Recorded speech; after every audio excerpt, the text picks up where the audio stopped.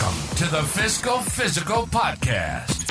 Join us each week as we sit down with the founder of Alchemy Wealth Management and author of Your Fiscal Physical, Ryan Nelson. Tune in to gain valuable insights and practical tips as we simplify complex financial concepts into digestible lessons.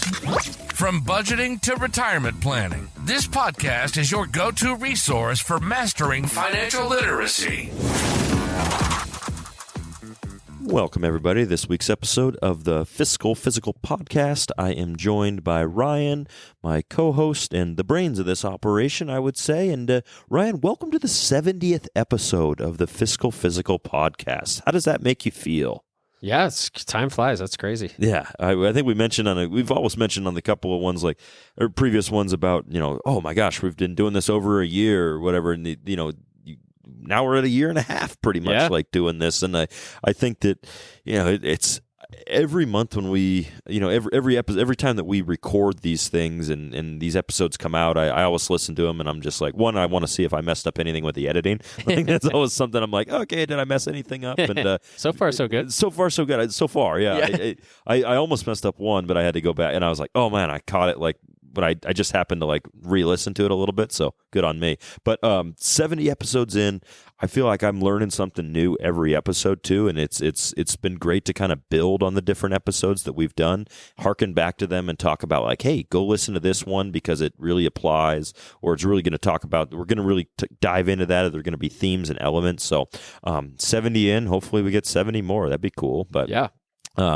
Anyway, today we're going to talk about one that is very applicable to myself, I could say, and probably to everybody in general. It's called lifestyle creep, and you mentioned in your book as well, Your Fiscal Physical: 7 Keys to Becoming Financially Fit. But I'm curious, Ryan, what your thoughts on lifestyle creep is. Maybe break it down for everybody and just kind of go through it. Yeah, absolutely. Let's do it. At first glance, what are your thoughts on lifestyle creep? Oh, it's got me. Yeah. I would say that over the years, I would say that, let me back up a second here. One, I don't know if it's a bad or a good thing. I would say that is kind of how I look at it, because, as depending on the people that you hang out with, maybe you want to do certain things that they're doing. You kind of try to keep up with the Joneses or these other things. And I would say that it is something that I've seen in my life, that as I get older, maybe I make a little bit more money, I see my friends doing certain things, or my family members, whatever it might be. You kind of want to do those things as well. And unfortunately, those things kind of get expensive sometimes. So sure. I feel like I've been I don't want to call it a victim, because I've been knowingly do it, I suppose. But you kind of just start to live outside your means a little bit. Absolutely. And so I that's kind of my personal experience with it, I suppose. Yeah, perfect. I like it. So I don't. So lifestyle creep it is real, right? We all fall victim to it, I think. I will preface this, though, by saying I don't think lifestyle creep is bad. So lifestyle creep isn't bad. What I would argue is uncontrolled lifestyle creep is bad. Sure. So it's okay to increase the quality of your life if you're doing it in a controlled manner, and I'll explain kind of what I mean by that. But really what it comes down to is living within your means. And your lifestyle can creep up over time, and you can increase the quality of your lifestyle while still living within your means. And in that sense, I think it's very good. I think the majority of the time we talk about lifestyle creep, it's sort of in reference to it happening outside of your means, right, and it being uncontrolled and getting to a place where you're now living outside of your means. And so you mentioned keeping up with the Joneses. I think that term just explains this perfectly, right?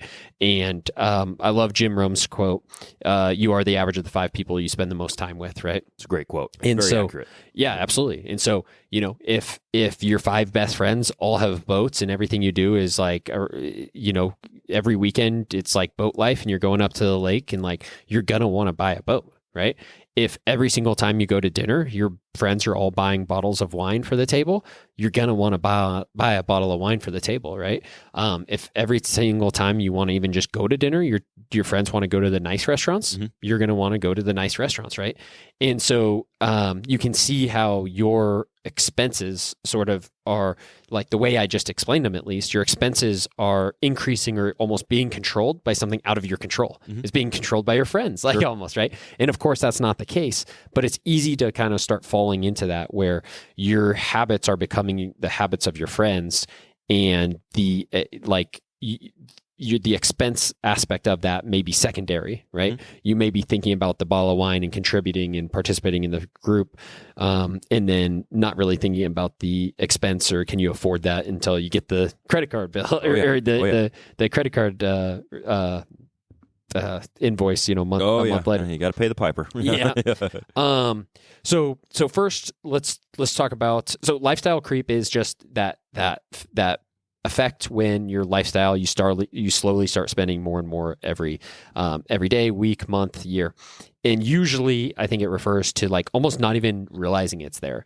So it's maybe you get a small raise at work and you're like, man, this is cool. My paychecks are a little bigger, right? And then you go to dinner and you're like, okay, I've never really got alcoholic beverages at dinner, but I'm going to get a beer. Like I deserve a beer. Sure. And then you just kind of make a habit of that. And then all of a sudden you're like, oh, I'm going to get 2 beers. And you kind of make a habit of that. And then you're like, I'm going to buy the bottle of wine. And then you kind of make a habit of that. And then you reflect back and then maybe you're getting an appetizer. And then you reflect back and over a 3-year window, you're like, man, I used to be that person who never ordered drinks at dinner or appetizers. I just get an entree. Now I'm the guy that gets an entree or an appetizer, an entree, and an entire bottle of wine. Sure. Maybe a dessert. Who knows? Yeah. And a dessert, right? Yeah, exactly. And so it's this very slow process. It's not just like one day you're the guy that only orders an entree and then the next day you're the guy that orders everything, right? Usually it's a slow, gradual process and you don't even notice it happening. Again, it happens over years. But then you reflect back and you're like, God, how am I spending so much money, right? And it's these small, again, creep. It's a slow sort of like increase to the standard of life. But again, so let's talk about how we could do this in like a controlled manner and how lifestyle creep wouldn't be so bad. So I'm going to take an example. I'm going to say I'm going to ignore taxes for this example. I'm going to say somebody earned $50,000 and they had a healthy savings rate. So they were saving $20,000. Oh. I mean, sorry. It's 20%. 20%. Okay. So they were saving 20% of 50,000. That means they were saving 10 grand. Yeah. So they were living on 40 grand. Again, we're going to ignore taxes for this example. So they earn 50 grand. They're saving 20% or 10 grand of that. And that means they're living on 40 grand.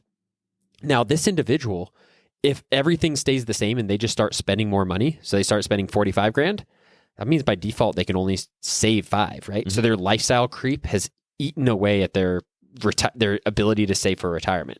That'd be a negative. That's the negative connotation of lifestyle creep, right? So that's not good. We'd want to keep their savings rate in this case at 20%. But let's say this individual gets a raise to 100 grand. Now this can be dangerous in a couple ways. So if they don't start saving anymore, so they were saving 10 grand before, and so they just say, cool, I earn more money now. I'm going to keep saving my 10 grand. And now they'd be used to living a lifestyle of they'd have $90,000. If they just let lifestyle creep eat up all that 90,000, now again, they're used to living a lifestyle of 90,000, right? They need, compared to where they were before, where they were only used to a lifestyle of 80,000, they need more than twice as much for retirement, right? Because they became accustomed to a more expensive lifestyle, right? So their savings rate, 10,000 to 50,000, used to be 20%. Now it dropped. They got a pay raise at work, but their savings rate went from 10,000 of 100,000. It dropped to 10%. So their savings rate, their progress toward their retirement goal actually got further away. So you see this all the time. Somebody will get a raise and they actually, by getting that raise, you'd think intuitively like, that's great. They're going to be more, that sets them up better financially. Right. But if they didn't take the proper steps initially, what you actually can find is this person it hurts their retirement. They're saving the same amount, but now they became used to a higher quality of life, and so they're actually further away from potential retirement, right? And so that does happen a lot. What I see more happen is something more in the middle, where maybe they get that raise to 100 grand, and they say, "Cool, I'm going to save more for retirement." So they start saving, 15 grand, 5 grand more than they were before. They were saving 10 grand before. Now they're saving 15 grand.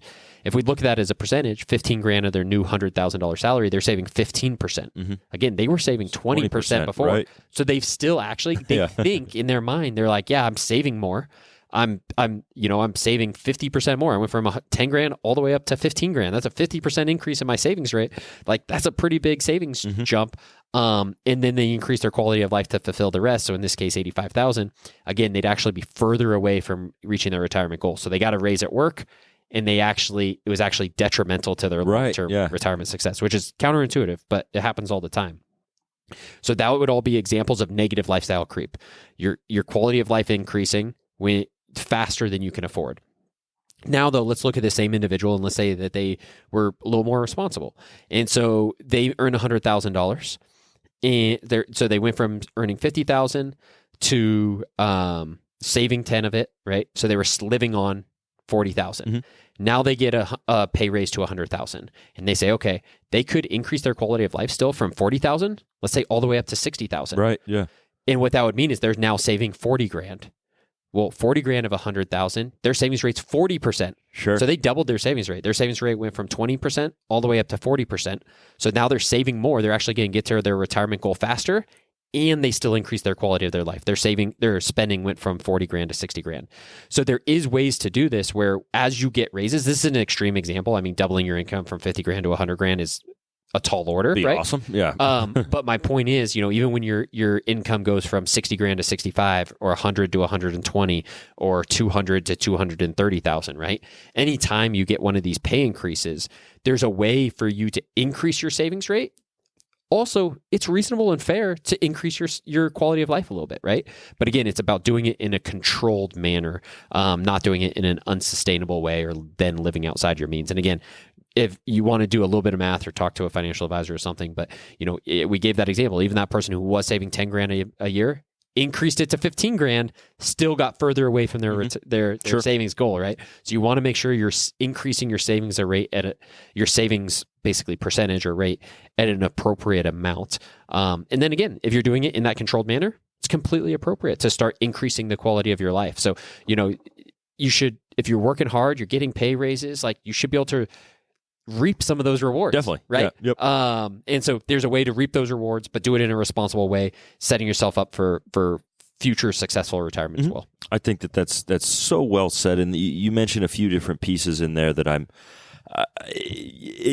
people get accustomed. I mean, I do. I get accustomed to a certain lifestyle, a certain quality of life. And there's this saying about, I think it was, Dana White, who's like the owner of the UFC, and he mentioned that one of their fighters, he made like a ton of money in like a different promotion, and he was like, oh, it's really hard to go back to the grind when you're sleeping in silk pajamas. Yeah, and it was a great like thing that I'm just like, wow, to have the same savings rate, or maybe like ideal of like, cool, I'm just going to live on 50 grand if I'm making 200 grand a year, like is very hard to do. And it creeps up on you. But I think there are ways to be able to do it in a sustainable manner to where you're like, cool, I'm going to reward myself for this. And it's just figuring out the best way to do that. And like, before you know it, because you're just like, wait a minute, like I have to make this amount of money a month. And you get like tied to that almost because you don't want to go backwards, I suppose, in that case. And so it's absolutely. Very, very interesting. It's intriguing. It's psychological almost. You get wrapped up in that, if you will. Well, 100%. I like that way of thinking about it. Another thing I would say for people, if they're trying to avoid lifestyle creep, I would say one tool to use is just what I refer to in the book is, and lots of people do, I didn't coin this term or anything, but it's just paying yourself first. Yep. So again, in these examples I used, if that person is making 100 grand, their pay increases to 100 grand and they were going to save 40 grand of it. As long as they set up some system where they're systematically saving that 40 grand. So that 40 grand is just going out into savings automatically, out of the paycheck or out in the first of every month or whatever. Then they can spend whatever they have left. They don't have to be stressed about it. They can spend all 60 grand and, you can spend it on different things every month, and you don't have this, you can spend it sort of guilt-free, right? Right, definitely. Because you've paid yourself first.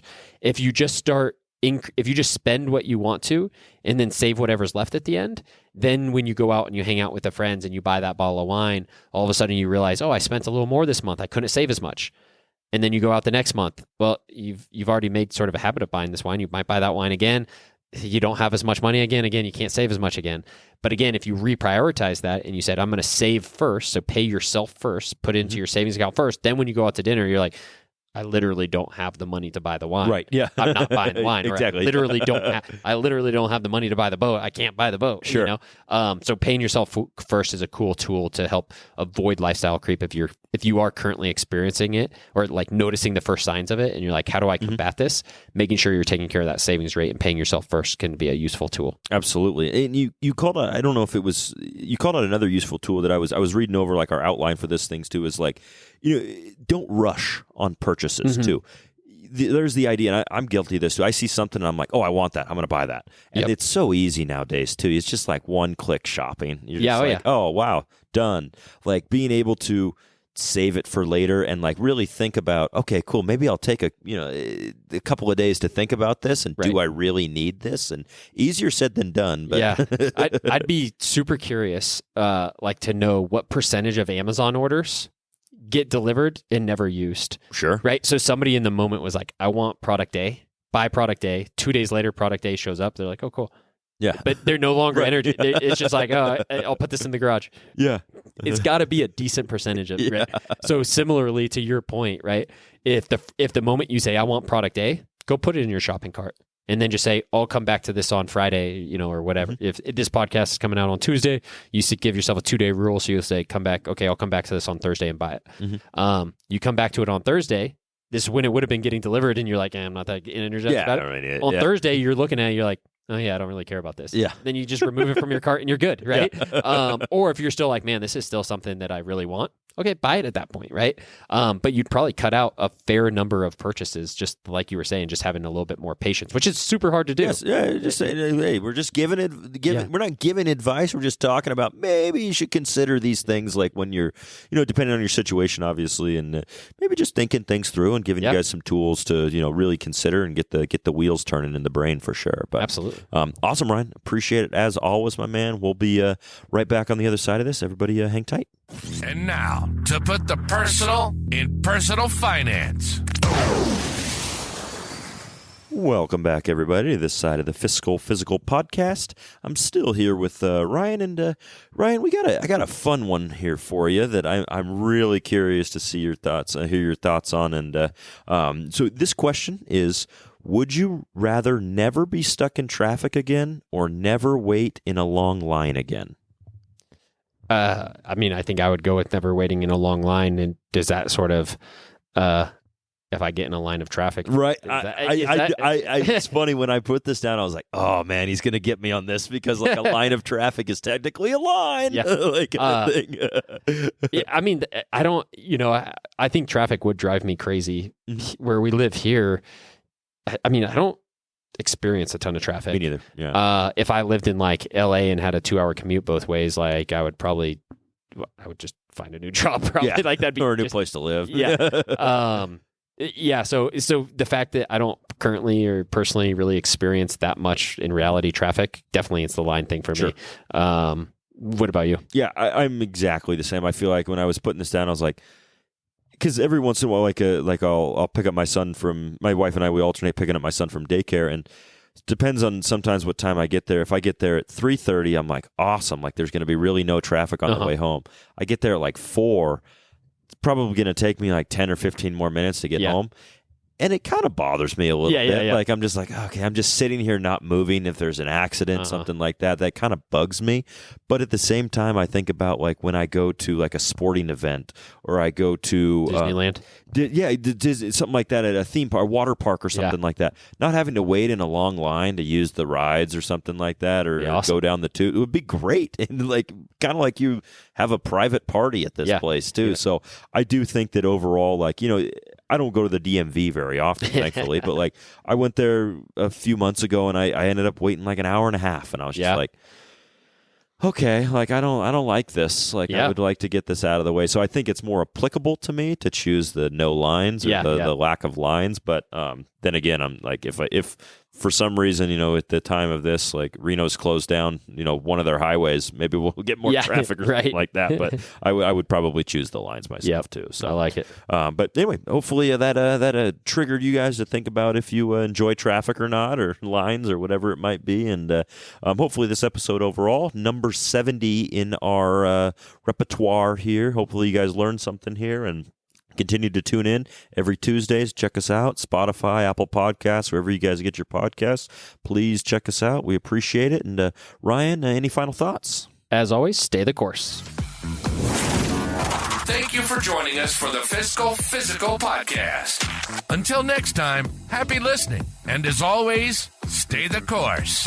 If you have a question or topic suggestions, please email us at podcast@alchemywealth.com. If you enjoyed today's discussion, subscribe to the podcast to ensure you never miss an episode. And consider leaving us a rating and review on your favorite platform. This helps other listeners like you find the show. For more resources, you can visit Alchemy Wealth Management's website at www.alchemywealth.com or find your Fiscal Physical, the book, on Amazon. We'd be remiss if we didn't mention that personal finance is just that, personal. Please don't take anything we say as advice. The preceding content is for informational and entertainment purposes only. It's not an offer or a solicitation, nor should it be construed or relied upon for tax, legal, or investment advice. It doesn't consider your personal financial situation or objectives and may not be suitable for you.